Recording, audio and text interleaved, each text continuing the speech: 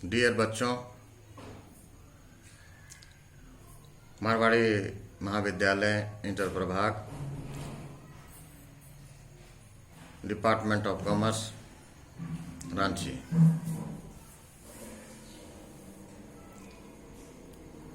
Last class में मैंने आपको पढ़ाया था पूंजी संरचना, यानी पूंजी संरचना यानी कैपिटल स्ट्रक्चर के संदर्भ में मैंने आपको बताया था और साथ ही ये भी आपको बताने का काम किया कि यह है क्या और इसके क्या परिभाषा है और इसके घटक कौन कौन से हैं और धारणा क्या है, इसका महत्व क्या है, ये हमने आपको उसके उद्देश्यों को बताने का काम किया। उसी के आगे आज हम लोग पढ़ेंगे, आज हम लोग जानेंगे पूंजी संरचना एवं प्रबंधकीय नीतियां के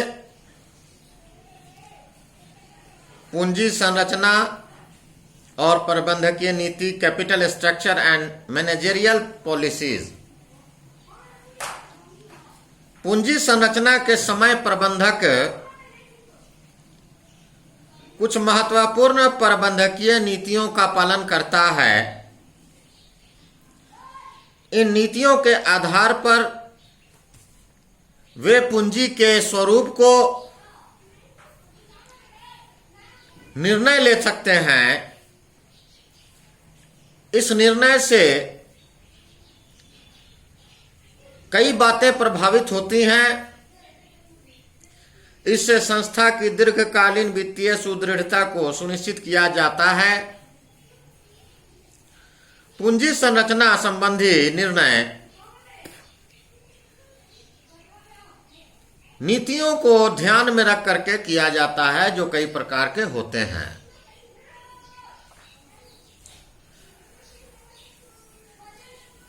वो नीति निम्नलिखित हैं, जैसे समता पर व्यापार,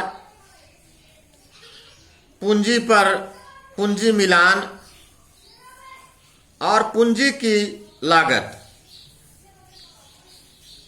तो पूंजी संरचना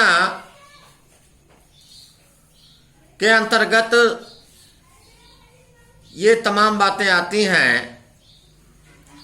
और समता पर व्यापार या ट्रेडिंग ऑन इक्विटी का होना, जैसे किसी भी संस्था में पूंजी के साथ साथ ऋणों द्वारा भी व्यवसाय का संचालन किया जाता है।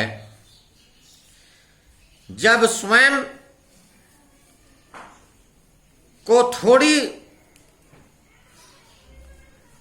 पूंजी का विनियोग करके और शेष पूंजी को दीर्घकालीन ऋणों के माध्यम से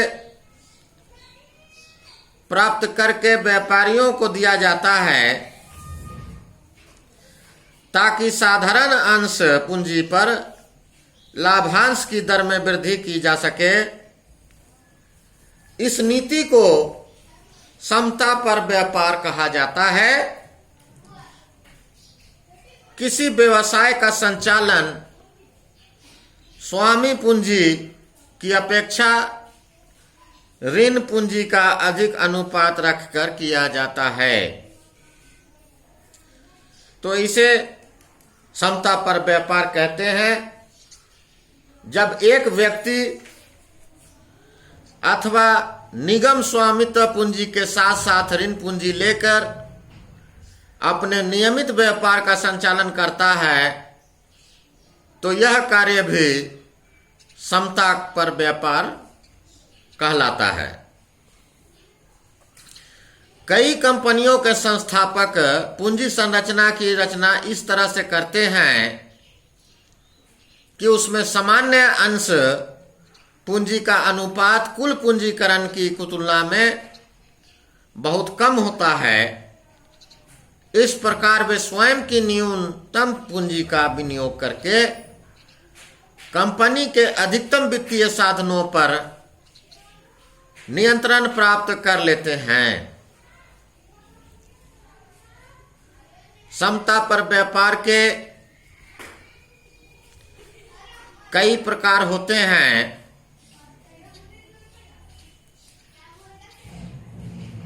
जैसे अल्प समता पर व्यापार, उच्च समता पर व्यापार, इसके कई प्रकार के नीतियां होती हैं। जैसे वित्तीय साधनों पर नियंत्रण करना, लाभांश दर में वृद्धि करना, मतदान शक्ति को केंद्रीकृत करना, ये तमाम बातें ये समता के नीति महत्व और उद्देश्य नियंत्रण होते हैं।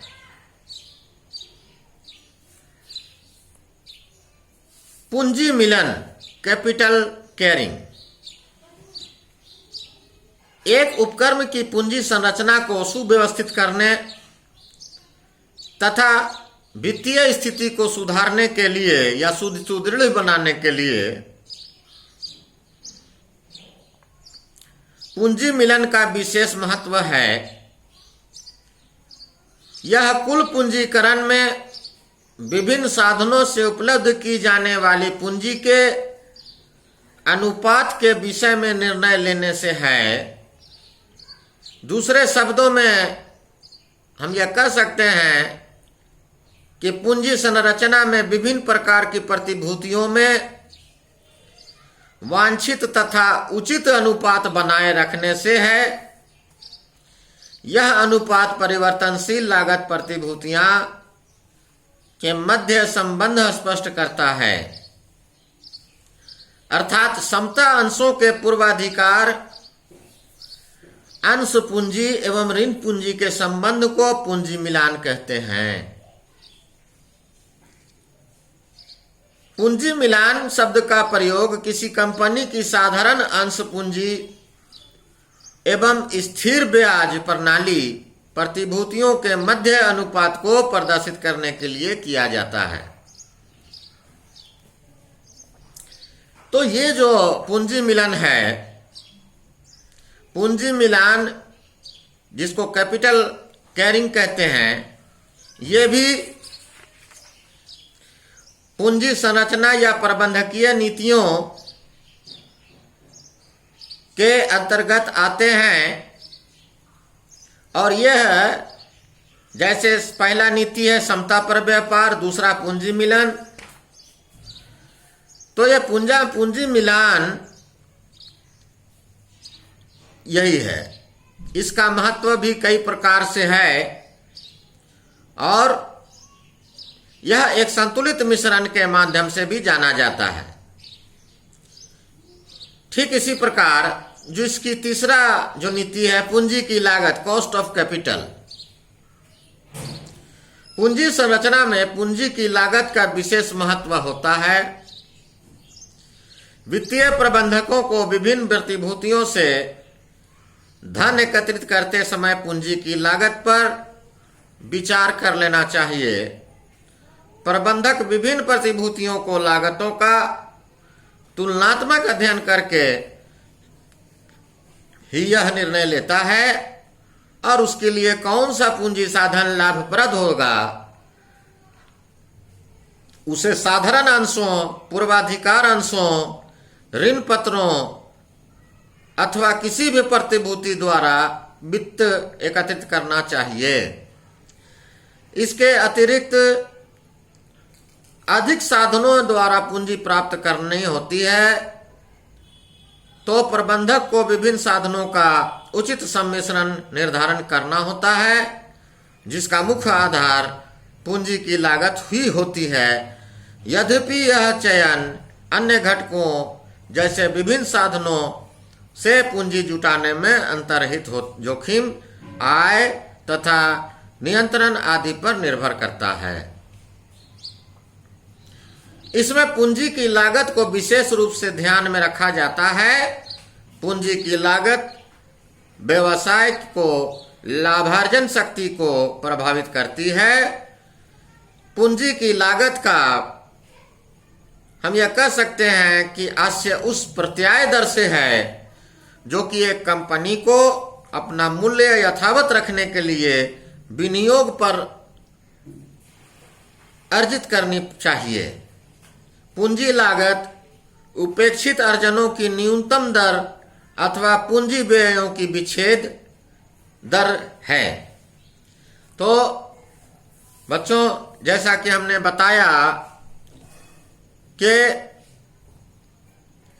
पूंजी का जो संरचना है एवं प्रबंधकीय नीतियां, आज का जो हम लोगों ने पढ़ा, capital structure and managerial policies, इसके अंतर्गत ये 3 बातें आती हैं। ये 3 नीतियां हैं जिसके माध्यम से ये चलती हैं या चलाई जाती हैं, जैसे समता पर व्यापार, पूंजी मिलान और पूंजी की लागत, यानी trading of equity, capital carrying and cost of capital. ये 3 बातें, ये 3 नीतियां हैं जिसके आधार पर पूंजी संरचना एवं प्रबंधकीय नीतियां काम करती हैं। आज बस इतना ही। अगले क्लास में हम लोग फिर हाजिर होंगे। तब तक के लिए धन्यवाद।